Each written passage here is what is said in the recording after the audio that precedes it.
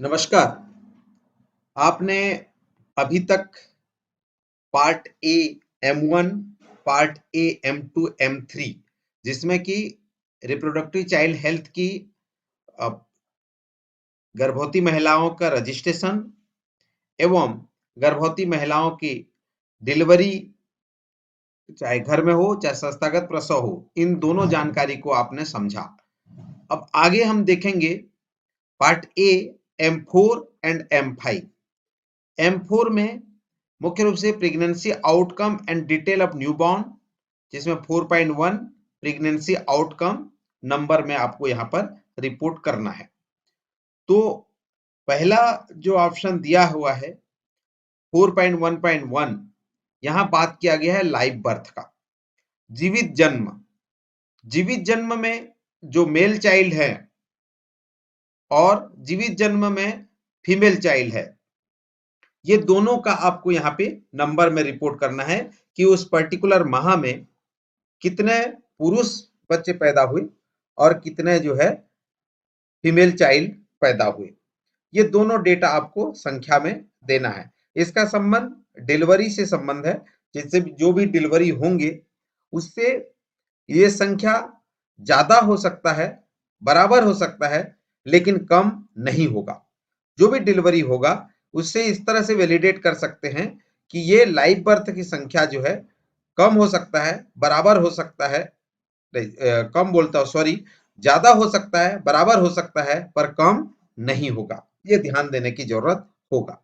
तो आगे हम 4.1.2 में जब जाते हैं तो number of preterm newborn lab, जो बर्थ है बिलो 37 वीक ऑफ प्रेगनेंसी, इसका जो संबंध है आपने जैसे कि मैंने पहले भी बताया था, वहां पे आपने जब एएनसी के दौरान आपने देखा होगा कि जो गर्भवती महिलाओं को जो कोर्टिकोस्टेरॉइड जो दिया जाता था, number of pregnant women given ANC corticosteroid in pre term labour, ये संबंध वहां पे भी है कि number of preterm newborn जो है वो कितने यहाँ पे पैदा हुए हैं। उसके बाद 4.1.3 स्टिल बर्थ, जो मृत जन्म है, इसको जनरली इस तरह से समझ सकते हैं 28 वीक ऑफ गेस्टेशन से लेकर के जो बाय बर्थ अगर डेथ पैदा होता है, मृत पैदा होता है बच्चा, ठीक है, तो उसको हम स्टिल बर्थ की संज्ञा में दे देते हैं। एबॉर्शन जो है वो आपका गर्भपात, स्वस्फूर्त जो गर्भपात हो जाता है उसको स्पेटोनियस एबॉर्शन की संज्ञा में दिया जाता है। मुख्य रूप से जो गर्भपात है स्वतः जो होता है स्पोंटेनियस एबॉर्शन के रूप में उसको जाना जाता है। 4.3 जो एमटीपी है, मेडिकल टर्मिनेशन ऑफ प्रेगनेंसी, जो एमटीपी कंडक्ट होता है, मुख्य रूप से इसमें दो इंडिकेटर को लिया गया है।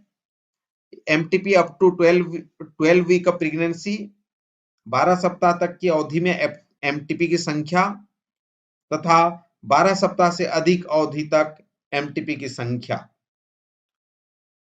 एमटीपी के दौरान अगर कोई कॉम्प्लिकेशन हो जाता है तो उसका जो आइडेंटिफिकेशन है, गर्भपात के बाद एमटीपी जटिलताओं को जो चिन्हांकित करते हैं, तो जो आइडेंटिफिकेशन करते हैं उसकी संख्या, एवं जितने को हम जो गर्भपात के बाद एमटीपी या जटिलताओं में जो प्रकरण आए हैं, उन जटिल प्रकरण को कितने को हमने ठीक किया, उसकी संख्या।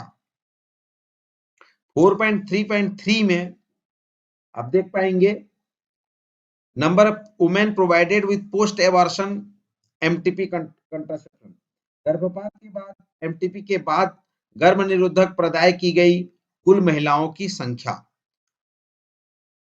जो एमटीपी कंट्रासेप्शन का यूज करते हैं, गर्भ निरोधक एमटीपी के बाद जो उपयोग करते हैं, उनकी संख्या यहाँ पे रिपोर्ट की जाती है।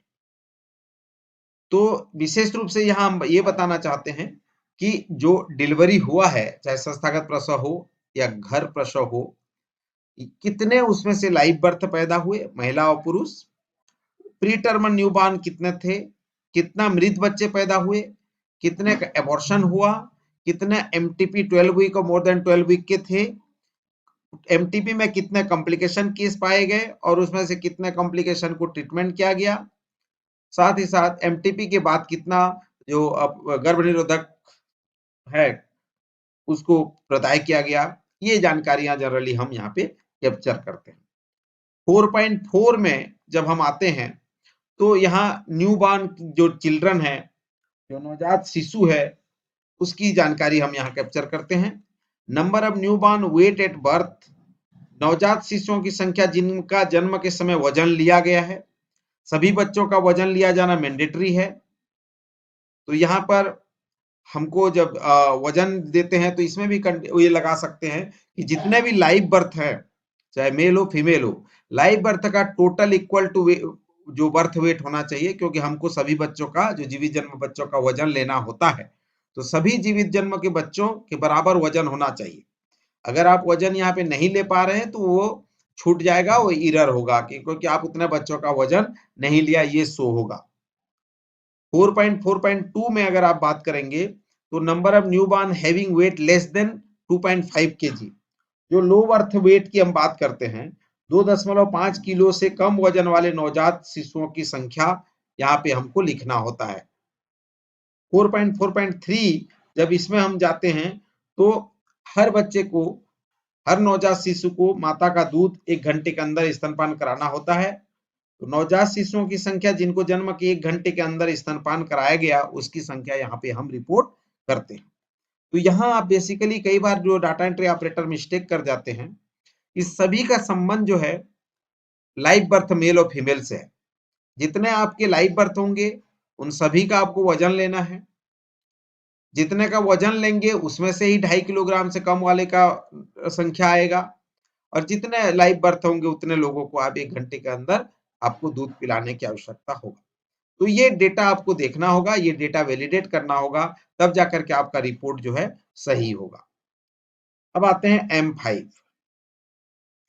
M5 में कॉम्प्लिकेशन केस की बात की गई है। Number of cases of pregnant women with obstetric complication attended, जैसे ऑब्स्टेट्रिक कॉम्प्लिकेशन जिसमें antepartum haemorrhage APH, postpartum haemorrhage PPH, sepsis, eclampsia एवं अदर। जहां पे अदर की बात की गई तो आप यहाँ पे और अन्य कारण जो भी होंगे सब यहाँ पे आ जाएंगे। प्रबंधन की गई कुल गर्भवती महिलाओं की संख्या, जो भी कॉम्प्लिकेशन केस के लिए आप क्या चिन्हांकित किए गए थे, उन चिन्हांकित महिलाओं को जो जिनका यहाँ अस्पताल में, क्योंकि ये पीएससी फॉर्मेट है, जहां प्रबंधन किया गया, उन समस्त गर्भवती महिलाओं की संख्या आपको यहाँ रिपोर्ट करने की जरूरत होगी। तो मुख्य रूप से आपने पार्ट ए M4 और M5 में देखा, जो पीएससी फॉर्मेट है, उस पीएससी फॉर्मेट में आपको pregnancy outcome and detail of newborn, इसके संबंध में आपको जानकारी यहाँ भरने की जरूरत होगी। तो मेरे को लगता है कि आप पार्ट ए M1 को, जिसमें गर्भवती पंजीयन की बात की गई है, पार्ट ए M2 M3 जहां पे डिलीवरी की बात की गई है, इंस्टीट्यूशनल डिलीवरी या होम डिलीवरी की भी, पार्ट ए M4 M5 जहां प्रेगनेंसी आउटकम की बात की गई है। ये बेहतरीन तरीके से आपने इसको समझ में लिया होगा और समझ आपको आ गया होगा कि इसमें किस प्रकार के डाटा की हम एंट्री करेंगे। तो इस प्रकार के डाटा आप एंट्री करके सबमिट बटन कर करके आगे बढ़ सकते हैं। तो हमने आज आपको लाइव बर्थ से संबंध, आपका वजन, आपका ब्रेस्ट फीडिंग, इन सभी चीजों से आपको समझाने का प्रयास किया है। तो मुझे उम्मीद है कि आज के इस सेशन में हम M4 एंड 5 को समझे होंगे। मुझे आशा और विश्वास है कि आप कंटिन्यू आगे भी और समझना चाहेंगे, तो हम आगे पार्ट C M17 तक आपको क्रमशः समझाने का प्रयास करेंगे। तो बनिए इस चैनल में और धीरे धीरे समझने का प्रयास करिए, ताकि एक एक इंडिकेटर को आप आसानी से समझ सकें, जान पाएं कि हम कैसे इसको एंट्री करेंगे। सभी से आग्रह है कि इस चैनल को अधिक से अधिक हाथों तक पहुंचाइए और जन जन तक इस चैनल को पहुंचाइए ताकि स्वास्थ्य संबंधी सभी जानकारियां हम उन तक पहुंचा पाएं। तो मुझे आशा और विश्वास है कि आप इस चैनल को अभी तक सब्सक्राइब नहीं किए हैं तो सब्सक्राइब करिए, लाइक करिए, शेयर करिए और बेल आइकन को दबाइए ताकि आपको पहला नोटिफिकेशन आपको जाए। धन्यवाद।